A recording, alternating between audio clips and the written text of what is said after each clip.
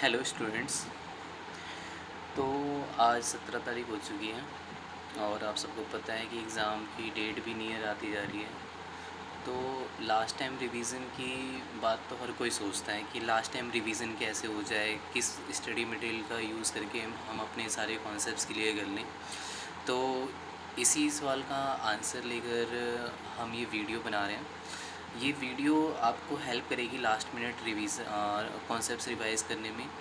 देखो जो question rise हुआ है कि हम किस मटेरियल का यूज़ करें ताकि हमारे सारे कॉन्सेप्ट्स क्लियर हो जाएं। तो इसके लिए आपका जो बेस्ट मटेरियल है वो है एसओएल की जो स्टडी मटेरियल्स प्रोवाइड होती हैं, उसका आप यूज़ करके अपने कॉन्सेप्ट्स क्लियर कर सकते हैं, क्योंकि उसमें पॉइंट टू पॉइंट हर चीज़ डिटेल में दी होती है।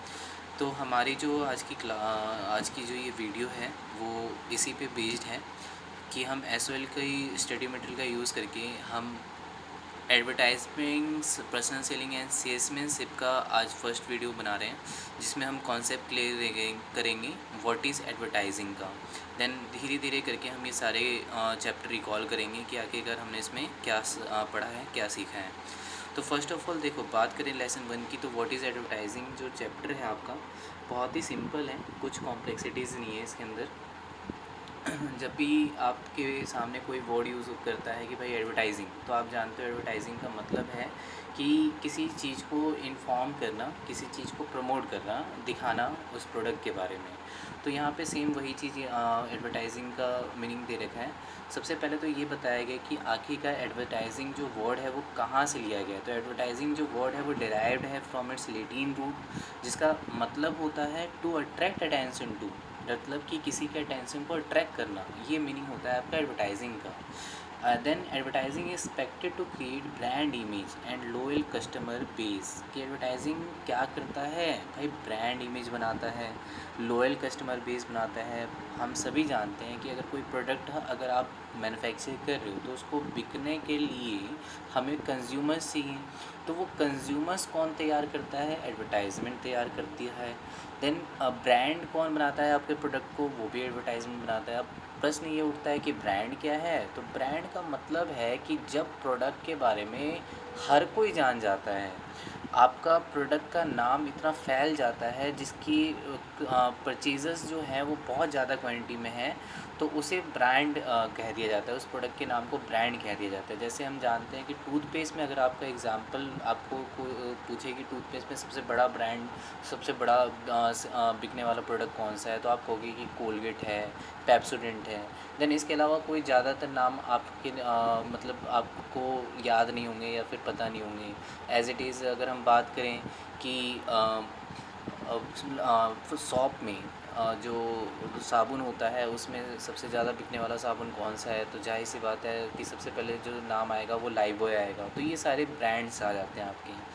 तो एडवर्टाइजमेंट प्रोडक्ट को ब्रांड बनाने में, उसके लिए कस्टमर तैयार करने में हेल्प करता है। एंड ऑल्सो अब बात आती है कि ये क्या किस तरीके से काम करता है। तो it is meditated communication which entails buying space and time in mass media. मतलब क्या कि ये कम्युनिकेट करता है, एक तरीके से कम्युनिकेशंस का ही एक फॉर्म है एडवर्टाइजमेंट, जो कि हम कर सकते हैं किसी स्पेस को बाइंग करके, टाइम को बाय करके। स्पेस और टाइम का मतलब क्या, आप देखो न्यूज़पेपर है तो उसमें आप पर्टिकुलर स्पेस को बाय करके आप उस स्पेस में अपने प्रोडक्ट के बारे में बता सकते हो। टाइम के बारे का मतलब क्या, तो आप अगर टेलीविज़न्स की बात कर रहे हो तो उसमें आप उसका टाइम बाय कर रहे हो, डेट मीन्स कि इतने टाइम के लिए वो आपका ऐड दिखाएगा। तो यहाँ पे ये बात आ जाती है स्पेस और टाइम की, कि हम मास मीडिया में या न्यूज़पेपर में आप स्पेस और टाइम को बाय करके अपने प्रोडक्ट का कम्युनिकेशंस कर सकते हो, कंज्यूमर्स को बता सकते हो उसके बारे में। देन उसके बाद बात आ जाती है प्रमोशन एंड प्रमोशन मिक्स। धीरे धीरे आगे बढ़ते हुए ये कुछ और नए वर्ड्स निकल कर आ जाते हैं एडवर्टाइजमेंट प्रोसेसेस के ही, कि आखिरकार प्रमोशन और प्रमोशन मिक्स क्या होता है। इसका डिफ्रेंसिएशन का भी क्वेश्चन बनता है कि differentiate between promotion and promotion mix, what is the difference between promotion and promotion mix. तो इसको डिफ्रेंशिएट करना आपको अच्छे से आना चाहिए। इसके लिए पर्टिकुलर वीडियो आपको सेंड कर दी जाएगी, उसमें से आप चेक कर लेना। प्रमोशन की अगर हम बात करें सिंपल वे में, तो भाई प्रमोशन जो है प्रमोट करना ही कहलाता है। प्रमोट डेट मीन्स बताना। तो ये एक तरीके से मार्केटिंग के ही कुछ कम्युनिकेशंस आर्म हैं। फॉर एग्ज़ाम्पल आपने कुछ मार्केटिंग एक्टिविटीज़ की टेक्निक्स यूज़ करी किसी प्रोडक्ट को बताने के लिए, तो वो प्रमोशन का ही पार्ट आ जा उस वो प्रमोशन का ही पार्ट कहलाता है। फॉर एग्ज़ाम्पल इसमें क्या लिखा हुआ है कि promotion is the communication arm of marketing and includes marketing activities use to inform, मतलब कि वो सारी मार्केटिंग एक्टिविटीज़ जिसका हम यूज़ करते हैं किसी प्रोडक्ट के बारे में इन्फॉर्म करने के लिए, उस प्रोडक्ट को रिमाइंड करवाते रहने के लिए, तो उन सभी एक्टिविटीज़ को हम प्रमोशन के अंदर इंक्लूड करते हैं। ठीक है। देन ये ध्यान रखना है, रिमाइंड द टारगेट का मार्केट का मतलब होता है कि जो प्रोडक्ट जिस जिस परचेज़र ने या जिस बायर ने उस प्रोडक्ट को बाय किया था, उसको उसके बारे में बताते रहना चाहिए ना। तो एड्स बार बार कंटिन्यूसली क्यों दिखाए जाते हैं, ताकि उस प्रोडक्ट के बारे में बताया याद रहे बायर को कि हाँ ये प्रोडक्ट है, उसे दोबारा बाय करना है। देन प्रमोशन मिक्स भी एक तरीके से यही चीज़ें आ जाती हैं। इसमें आपको मार्केटिंग एक्टिविटीज़ के स्पेसिफिक ग्रुप्स के बारे में बताया जाएगा प्रमोशन मिक्स में। जैसे लास्ट लाइन में लिखा है ना कि it involves activities such as advertising, जो आप पढ़ ही रहे हो कि वो ये then personal selling. Personal selling का मतलब होता है कि भाई कभी कभी आपके घरों पे अनचाहे मेहमान आ जाते हैं कि मैडम जी ये प्रोडक्ट ले लो, आपकी लाइफ स्टैंडर्ड के लिए काफ़ी अच्छा है, ये प्रोडक्ट लो, आपके बच्चों के लिए अच्छा है, ये प्रोडक्ट लो, आपके हस्बैंड के लिए अच्छा है। तो उसको हम कहते हैं पर्सनल सेलिंग, जिसमें सेल्समैन जो है वो डायरेक्टली जाकर कंज्यूमर को उस प्रोडक्ट के बारे में बताता है। ये डायरेक्ट कॉन्टैक्ट बेसिस पे एडवर्टाइजमेंट होती है।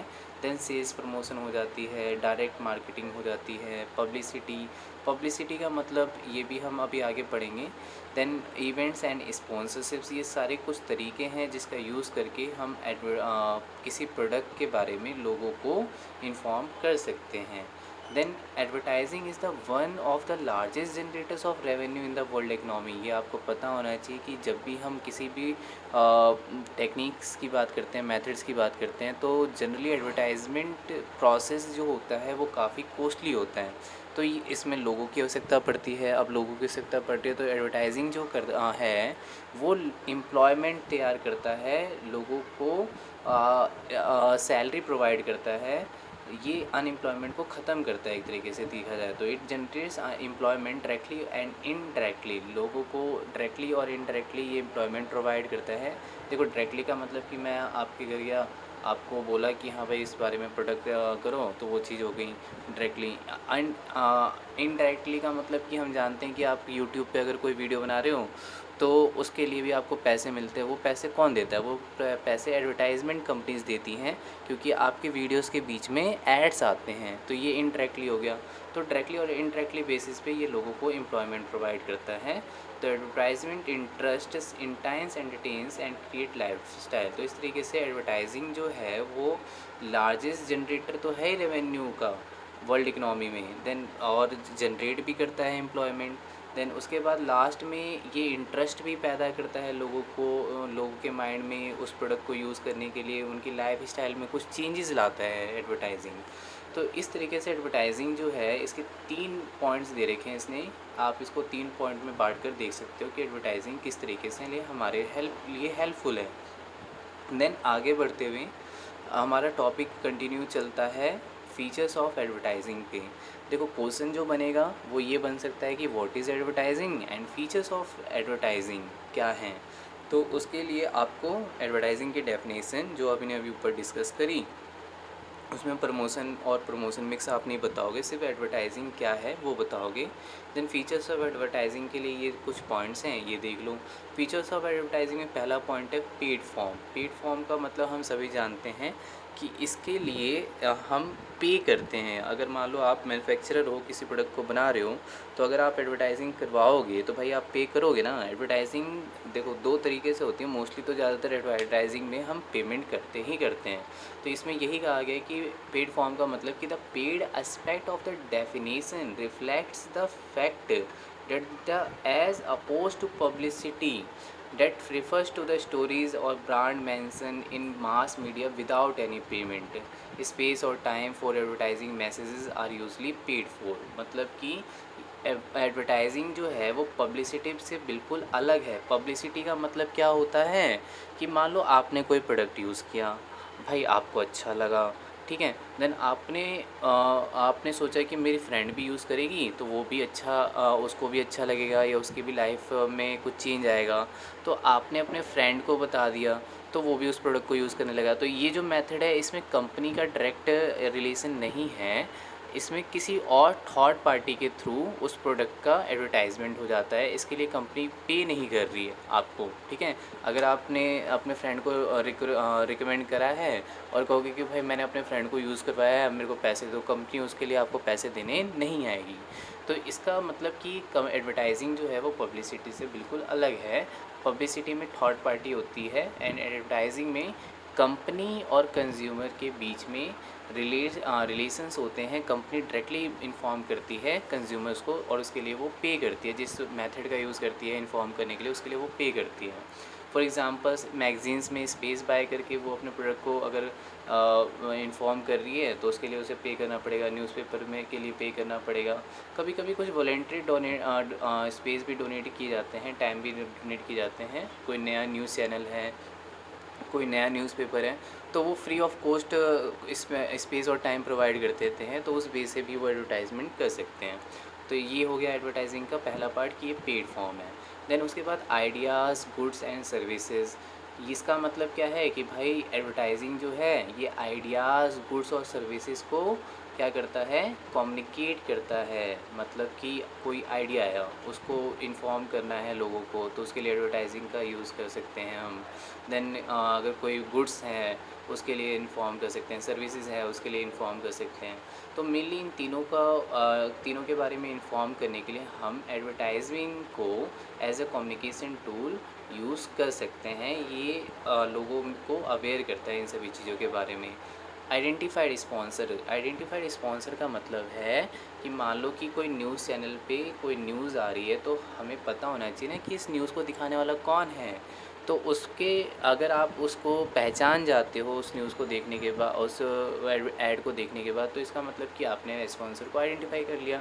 और कभी कभी आपने सुना होगा कि कोई ऐड आता है तो उसमें लास्ट में कहता है sponsored by Tata and iron steel या sponsored by government of Delhi. तो इसका मतलब कि किसने वो ऐड दिखाया है उसका नाम आपको बताया जा रहा है। तो एडवर्टाइजिंग एक ऐसा मेथड है जिसमें हम स्पॉन्सर को आइडेंटिफाई कर सकते हैं कि भाई इस ऐड को कौन दिखा रहा है, ठीक है। देन कंट्रोल्ड, मतलब कि एडवर्टाइजिंग को कंट्रोल किया जा सकता है। देखो होता है ना कि कभी कभी कोई ऐड हम देख रहे हैं, नया नया ऐड है तो उसको पूरा पूरा दिखाया जाता है। 5 मिनट का पूरा ऐड दिखा दिया, भाई आप परेशान हो गए कि मूवी कहाँ गई, इतनी ऐड आ रही है। तो कभी होता है क्या है, जब नया ऐड बनता है तो उसको पूरा दिखाया जाता है, लेकिन जब वही ऐड पुराना हो जाता है तो उसको छोटा कर दिया जाता है, शॉर्ट करके दिखाया जाता है, ठीक है। 5 मिनट के ऐड को 2 मिनट में दिखा दिया। तो इसका मतलब क्या कि हम एडवर्टाइजिंग के टाइम को कंट्रोल कर सकते हैं, ये इसका फीचर है। देन मास कम्युनिकेटेड मीडिया का मतलब क्या कि हम एडवर्टाइजिंग मेथड का यूज़ करके मास कम्युनिकेशन कर सकते हैं। मास कम्युनिकेशन आप लोग पहले भी पढ़ चुके हो। मास कम्युनिकेशन का मतलब जब हम किसी एक ऐसे मेथड का यूज़ करते हैं जिसके थ्रू हम ज़्यादा लोगों तक पहुंच पाते हैं तो उसको मास कम्युनिकेशन का मेथड कहा जाता है। तो एडवर्टाइजिंग जो है ये मास कम्युनिकेटेड मीडिया का यूज़ करके किया जाता है। न्यूज़पेपर बहुत लोग पढ़ते हैं, मैगजीन्स बहुत लोग पढ़ते हैं, टेलीविज़न बहुत लोग देखते हैं, रेडियो बहुत लोग सुनते हैं, ठीक है। तो ये आपके फीचर्स हो जाएंगे एडवर्टाइजिंग के, आप इसके नोट्स प्रिपेयर कर लेना। देन रोल ऑफ एडवर्टाइजिंग की अगर हम बात करें तो देखो बहुत ही इंपॉर्टेंट रोल होता है एडवर्टाइजिंग का। सबसे पहला तो marketing role. Then marketing role क्या है कि advertising is the most popular marketing tool used by marketers. कोई भी प्रोडक्ट मैन्युफैक्चरर है तो वो अपने प्रोडक्ट की मार्केटिंग के लिए हमेशा एडवर्टाइजिंग को ही प्रिय मानता है, उसी का यूज़ करता है वो अपने प्रोडक्ट को लोगों तक पहुंचाने के लिए, उनको इन्फॉर्म करने के लिए। तो ये आपका इसका मार्केटिंग रोल हो गया। कम्युनिकेशन रोल कि भाई एडवर्टाइजिंग जो है वो मास कम्युनिकेशन के फॉर्म में वर्क करता है, तो इसीलिए हमने इसको कह दिया कम्युनिकेशन रोल भी फॉर्म करता है एडवर्टाइजिंग, कि ज़्यादा से ज़्यादा लोगों तक किसी भी चीज़ की इन्फॉर्मेशन और उसकी इमेज क्रिएट करता है लोगों के माइंड में। इकोनॉमिक रोल क्या है? तो इकोनॉमिक रोल की बात करें तो देखो, ये एडवर्टाइजिंग से हम किसी नए प्रोडक्ट के बारे में जानते हैं। और मेनली होता है क्या है कि आजकल के जो नए प्रोडक्ट्स होते हैं वो किसी न किसी लाइफस्टाइल के बेसिस पे होते हैं। अगर हम उसका यूज़ करेंगे तो हमारे लाइफस्टाइल में कुछ चेंज आ जाएगा। जैसे कोई डिज़ाइनर कपड़ा हो गया, वो आपने पहना तो जाहिर सी बात है आपका लुक चेंज हो जाएगा, ठीक है। देन उसके बाद तो इसीलिए यहाँ पे ये कहा गया है कि इकोनॉमिक रोल का मतलब क्या है कि ये लोगों के लाइफ स्टाइल को चेंज करता है, उनके रहन सहन के ढंग को चेंज कर देता है। There are 2 points of view about how advertising affects an economy. देखो पॉइंट में क्या लिखा है कि there are 2 points of view, दो तरीक़ों से आप एडवर्टाइजिंग के इकोनॉमिक रोल को देख सकते हो।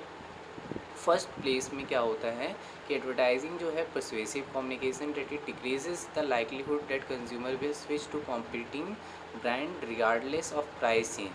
कि फ़र्स्ट ऑफ ऑल इसने तो ये कहा कि इकोनॉमिक रोल में फ़र्स्ट पॉइंट ये बन जाएगा कि जो एडवर्टाइजिंग मेथड है उससे हम अपने कॉम्पीटिंग ब्रांड से विन कर सकते हैं, जीत सकते हैं। कॉम्पीटिंग ब्रांड का मतलब कि मान लो कि आपके पास सायोनारा लिपस्टिक है, देन उसके बाद किसी और आपके इसी लिपस्टिक के सामने कोई और लिपस्टिक कंपनी है और उसके आप चाहते हो कि उससे ज़्यादा आपका प्रोडक्ट बिके, तो इसके लिए आप एडवर्टाइजिंग का यूज़ करोगे, ठीक है। तो इसके लिए अब एक चीज़ ये होती है कि कभी कभी आपने देखा होगा कि भाई दो दुकानें आमने सामने हैं और सेम चीज़ बेच रहे हैं, तो एक चीज़ क्या करेगी कि वो ज़्यादा से ज़्यादा अपनी प्राइस को कम कर देते। जैसे आप लोग देखते हो कि छोले भटूरे की दो दुकानें जब सामने होती हैं तो एक छोले भटूरे वाला 30 रुपये का बेचेगा, तो हो सकता है दूसरे छोले भटूरे वाला 25 रुपये का बेच के अपने प्रोडक्ट को ज़्यादा बेचने की कोशिश करें। या एक मेथड ये हो सकता है कि वो अपने कस्टमर्स को ये बताए कि आखिरकार उसके छोलों में क्या टेस्ट है, ठीक है। टेस्ट को, फीचर्स के बारे में बताकर वो अपने प्रोडक्ट को ज़्यादा से ज़्यादा कंज्यूमर को बेच सकता है। तो इसका मतलब क्या कि एडवर्टाइजिंग से हम अपने कॉम्पीटिंग ब्रांड को से विन कर सकते हैं, उससे उससे ज़्यादा प्रोडक्ट को उससे ज़्यादा अपने प्रोडक्ट्स को बेच सकते हैं, लोगों को अपने प्रोडक्ट के फीचर्स के बारे में बता के, अपने प्रोडक्ट के अच्छाइयों के बारे में बता के। ये इसका इकोनॉमिक रोल हो जाएगा। Then last societal role. Societal role क्या होता है? तो देखो अपने ऊपर पढ़ा था ना कि ये एम्प्लॉयमेंट तैयार करता है, ठीक है। तो इसका मतलब यही कि advertising also has number of social roles. हम बहुत सारे सोशल रोल्स इसके गिनवा सकते हैं। To informs us about the improve products, helps to compare features and make inform decision. ये लोगों को प्रोडक्ट के बारे में इन्फॉर्म करता है, उसके फीचर्स के बारे में बताता है ताकि वो डिसीज़न ले सकें कि ये प्रोडक्ट वो यूज़ करेंगे या नहीं करेंगे। ये उनकी लाइफस्टाइल को चेंज करता है। देन पब्लिसिटी देखो हम पहले डिस्कस कर चुके हैं। पब्लिसिटी में कंपनी का डायरेक्ट कांटेक्ट नहीं होता कस्टमर से, कोई थर्ड ही पार्टी उसके प्रोडक्ट के बारे में किसी को बताती है, तो इसको हम कहते हैं पब्लिसिटी। ये नॉन पर्सनल कम्युनिकेशन होता है बाय द थर्ड पार्टी, और इसमें आपको डिफ्रेंशिएशन करना आना चाहिए। तो उसके लिए पॉइंट्स इसमें दे रखे हैं, काफ़ी सिंपल से पॉइंट हैं, आप तो समझ ही सकते हो, तो देख लेना इसको। देन उसके बाद आगे बढ़ें तो देखो यहाँ पे लिखा हुआ है कि इम्पॉर्टेंस ऑफ एडवर्टाइजिंग क्या है। इस चैप्टर का लास्ट टॉपिक है आपका इम्पॉर्टेंस ऑफ एडवर्टाइजिंग। तो बहुत ही सिंपल सा टॉपिक है, आपको इम्पॉर्टेंस में दो इम्पॉर्टेंस पढ़ने हैं। पहला टू बिज़नेस, ठीक है। टू बिज़नेस में क्या हो जाएगा कि बिज़नेस के लिए एडवर्टाइजिंग किस तरीके से इम्पॉर्टेंट है कि ये उसके स्टडी डिमांड का मतलब उसके प्रोडक्ट की डिमांड को बनाए रखता है। जो कंपनी है वो एडवर्टाइजमेंट मेथड का यूज़ करके अपनी की कंपनी के प्रोडक्ट के बारे में लोगों को हमेशा बताती रहती है कि लोग उसको भूले ना, उसको बाय करते रहें। तो स्टडी डिमांड का मतलब है कि उसकी डिमांड स्टेबल रहती है, डिक्रीज़ नहीं होती बल्कि बढ़ती है। देन उसके बाद बिल्ड गुडविल का मतलब कि होता है ना कि जब हम कहते हैं कि भाई इस प्रोडक्ट का ऐड आ रहा है, तो हमें लगता है कि प्रोडक्ट का ऐड आ रहा है तो इसका मतलब जाहिर सी बात है ये प्रोडक्ट अच्छा होगा। शाहरुख खान ने आपको किसी प्रोडक्ट के बारे में बता दिया तो आप उस प्रोडक्ट को खरीदने के लिए इच्छुक हो जाओगे, डिज़ायर प्रोड्यूस हो जाएगी आपके माइंड में। तो ये प्रोडक्ट की गुडविल तैयार करता है, उसकी अच्छाइयों को लोगों को लगता है कि ये प्रोडक्ट काफ़ी अच्छा होगा, ये गुड इमेज तैयार करता है। एडवर्टाइजिंग आप पॉइंट्स पढ़ोगे तो समझ जाओगे। Build goodwill. तो बिल्ड गुडविल का मतलब कि advertising helps in creating good image of the firm. Form की गुड इमेज को तैयार करता है। मीट कंपटीशन तो वो हमने पहले डिस्कस किया था कि ये अगर हमारे प्रोडक्ट के सामने कोई और प्रोडक्ट है तो हम उससे कॉम्पीट करने के लिए एडवर्टाइजिंग का मेथड का यूज़ कर सकते हैं। हम अपने प्रोडक्ट के कुछ और फीचर्स बताकर लोगों को अपने प्रोडक्ट को बाय करने के लिए कह सकते हैं। इंट्रोडक्शन ऑफ न्यू प्रोडक्ट, कोई भी नया प्रोडक्ट है उसको लोगों तक पहुंचाना है तो हम एडवर्टाइजिंग मेथड का यूज़ करते हैं। तो ये हो गया इंट्रोडक्शन ऑफ न्यू प्रोडक्ट के लिए, ये काफ़ी इंपॉर्टेंट हो जाता है। कंज्यूमर्स की बात करें, देखो कंज्यूमर्स में हम आ जाते हैं क्योंकि हम तो कोई चीज़ मैन्युफैक्चर कर नहीं रहे। तो कंज्यूमर्स के लिए क्या इंपॉर्टेंस रखता है, तो कंज्यूमर्स के लिए ये हो जाता है कि ये फैसिलिट परचेजिंग करता है। फैसिलिट परचेजिंग का मतलब कि आपको मान लो कि कोई प्रोडक्ट चाहिए लेकिन आपको पता ही नहीं कि इस प्रोडक्ट का नाम कौन, मतलब ये वो प्रोडक्ट कौन सा होगा, तो उसके लिए आपको ऐड दिखेगा तभी आप उस प्रोडक्ट को खरीदोगे ना। तो हमें क्या पता चलता है एडवर्टाइजिंग से हमें पर्टिकुलर प्रोडक्ट्स के बारे में पता चलता है और उससे हमें उसको परचेज़ करने की इच्छा जाहिर होती है। तो advertising makes easy by reducing the time and effort involve in shopping. मतलब कि आप दुकान पे गए, ठीक है, अब आपको चाहिए कि भाई आपको चाहिए कि हमें एक ऐसा मतलब मसाला चाहिए जो हमारे खाने को टेस्टफुल बना दें। कई सारे मतलब उसमें वो मसाला ऐसा हो जो कई सारे मसालों का मिक्सचर हो। अब आपको उस प्रोडक्ट के नाम के बारे में पता ही नहीं है, ब्रांड के बारे में पता ही नहीं है, तो आप किसी दुकान में जाओगे तो आप दुकानदार से पूछोगे कि भाई क्या ऐसा कोई प्रोडक्ट है जिसमें सारे मसाले एडिड हों। तो या फिर आप दुकान में मॉल में जाओगे तो आपको खोजना पड़ेगा मसालों के सेक्शन में क्या कोई ऐसा मसाला है या नहीं है। अब मान लो एडवर्टाइजमेंट में आपको पता चल गया कि मैगी मसाला है, उसके अंदर बहुत सारे मसालों का मिक्सचर है, तो आप डायरेक्टली मॉल में जाओगे, फटाफट मैगी मसाला का पैकेट ले लोगे। तो आपका टाइम क्या हो गया, बच गया। यहाँ पर आपको दुकानदार से पूछना नहीं पड़ा या ढूंढना नहीं पड़ा। तो इस तरीके से कंज्यूमर्स के लिए फैसिलिटेट करता है परचेजिंग पावर को। देन वाइड वैरायटी, कंज्यूमर्स जो हैं वो ऐड को देखकर कई सारे प्रोडक्ट्स के बारे में जान जाते हैं। तो ये हो गया। देन एडुकेट कंज्यूमर्स का मतलब कि ये कंज्यूमर्स को प्रोडक्ट के बारे में एजुकेट करता है कि ये प्रोडक्ट उनके लिए कैसा अच्छा है, नॉलेज प्रोवाइड करता है। देन रिड्यूस प्राइस का मतलब कि देखो हमने कहा ना कि मास कम्युनिकेशन होता है एडवर्टाइजमेंट में। मास कम्युनिकेशन का मतलब ज़्यादा लोगों तक पहुंच होगी। तो एक ही बार हमने पैसा खर्च किया प्रोडक्ट की एडवर्टाइजमेंट में और हमने बहुत लोगों तक उस प्रोडक्ट को पहुंचा दिया। डिमांड बढ़ जाएगी, डिमांड बढ़ेगी तो प्रोडक्ट की सप्लाई भी बढ़ेगी और प्रोडक्ट की सप्लाई बढ़ती है तो उसकी प्राइस ऑटोमेटिकली रिड्यूस हो जाती है। जब प्रोडक्ट के लिए लोगों की डिमांड बढ़ती है तो धीरे धीरे हो सकता है कि हम इसका मतलब या ये भी कह सकते हैं कि एडवर्टाइजिंग जो मेथड है वो प्रोडक्ट के एडवर्टाइजमेंट के लिए प्रोडक्ट को ज़्यादा लोगों तक पहुंचाने के लिए काफ़ी चीप मेथड है, सस्ता माध्यम है। तो इसलिए हम इसका यूज़ करके अपने प्रोडक्ट की प्राइस को भी रिड्यूस रख सकते हैं। मिडल मैन आपके लिए उतना इम्पॉर्टेंट नहीं है। देन उसके बाद सोसाइटी के लिए ये क्या इम्पोर्टेंस रखता है, सोसाइटी के लिए ये एम्प्लॉयमेंट तैयार करता है लोगों के लिए, वो हमने पहले डिस्कस किया।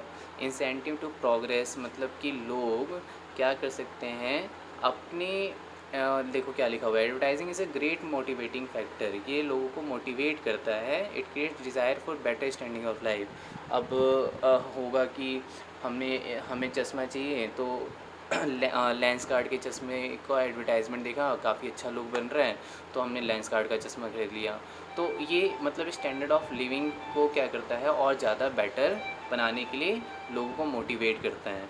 एक एक लाइन की पॉइंट्स आप बस इसमें नोट्स बना लेना ताकि आपके लिए सूटेबल रहे, क्योंकि अगर क्वेश्चन आता है इम्पोर्टेंस ऑफ एडवर्टाइजिंग का तो आप ये हाईलाइटिंग वर्ड सेंटेंस तो लिखोगे, साथ साथ में उसकी एक लाइन की डेफिनेशन भी आपको लिखने आनी चाहिए। मान लो ये इंसेंटिव टू प्रोग्रेस आ गया, तो इसके लिए आपको अगर लिखना है तो आप यहाँ से यहाँ तक क्या कर सकते हो, लिख कर आ सकते हो, तब जाके आपको फुल मार्क्स मिलेंगे। तो इस तरीके से आपको थोड़ा बहुत अपने अकॉर्डिंग लाइंस वहाँ से सॉर्ट आउट करनी होगी। लास्ट आ गया इसमें क्रिएट सोशल अवेयरनेस, ये लोगों को अवेयर करता है कि कौन सी चीज़ें अच्छी हैं और कौन सी चीज़ें बुरी हैं। ये सोशल और कल्चरल वैल्यूज़ को लोगों तक पहुंचाता है। तो ये हो गया आपका चैप्टर व्हाट इज़ एडवर्टाइजिंग। बहुत ही सिंपल चैप्टर है भाई, आधा घंटा आप सेल्फ स्टडी कर लोगे, चैप्टर आपके माइंड में एकदम सेट हो जाएगा। बस करना क्या है कि जो भी चीज़ें हमने पढ़ी हैं, अभी हमने डिस्कस करी हैं, आपको शांति से बैठ के यही पॉइंट्स, यही टॉपिक्स अपनी नोटबुक में नोट्स बनाने हैं। आधे घंटे में आपको 100% टॉपिक्स जो हैं वो रिमाइंड आ जाएंगे। देखो कहीं कहीं पे मैंने आपको डेफिनेशंस की हाइलाइटिंग नहीं कर रखी है, आप डेफिनेशन की हाइलाइटिंग जो है वो खुद से एक लाइन की वहाँ से चेक कर सकते हो। हमने मीनिंग समझ लिया कि हर जो सेंटेंस है उसका मीनिंग क्या है, ठीक है। तो ऑल इज़ वेल। तो इस तरीके से आप लोग अपनी स्टडी कंटिन्यू करो। हम एक के बाद एक चैप्टर की वीडियोस क्लियर करते जाएंगे और धीरे धीरे करके आपके सारे कॉन्सेप्ट्स ख़त्म हो जाएंगे।